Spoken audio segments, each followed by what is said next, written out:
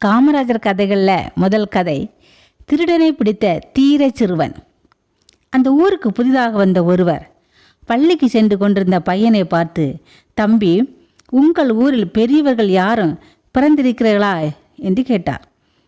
அவரை நிமிர்ந்து பார்த்த பையன், எங்கள் ஊரில் பெரியவர்களாக யாரும் பிறப்பதில்லை, எல்லோரும் குழந்தைகளாகத்தான் பிறக்கிறார்கள் என்று பதில் சொன்னான்.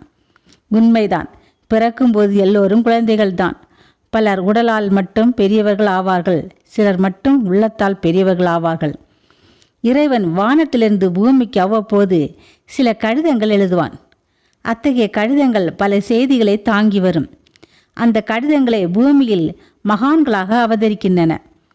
அப்படி ஒரு கடிதம் தமிழகத்தில் விருதுப்பட்டி என்ற ஊருக்கு 1903ஆம் ஆண்டு ஜூலை மாதம் 15ஆம் தேதி அனுப்பப்பட்டது. குமாரசுவாமி நாடார், சிவகாமி அம்மையார் என்ற தம்பதிகள் அந்த கடிதத்தை பத்திரமாக டெலிவரி செய்தார்கள்.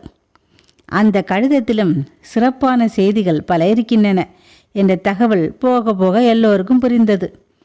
கழுத்தில் ஒரு கயிறு, கையில் காப்பு, குடுமி, இத்தகைய தோற்றத்தில் காட்சியளித்த காமாட்சி ராஜா என்ற சிறுவன் எதிர்காலத்தில் காமராஜர் என்ற பெருந்தலைவராக உருவாக்கப் போகிறான் என்பதற்கான அடையாளம் அப்போதே தெரிந்தது.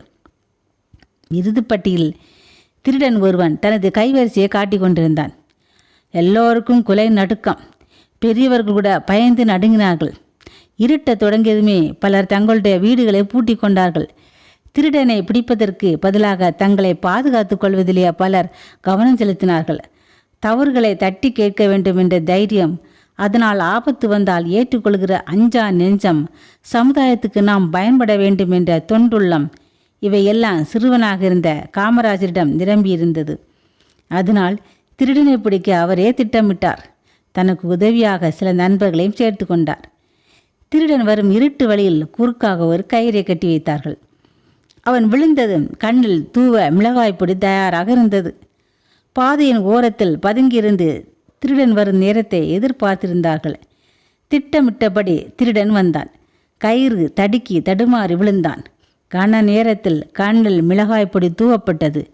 சாக்கு பையில் போட்டு குண்டு கட்டாக கட்டிவிட்டார்கள். திருடனை பிடித்த சிறுவனின் தீர செயல் கண்டு ஊரே வியந்தது.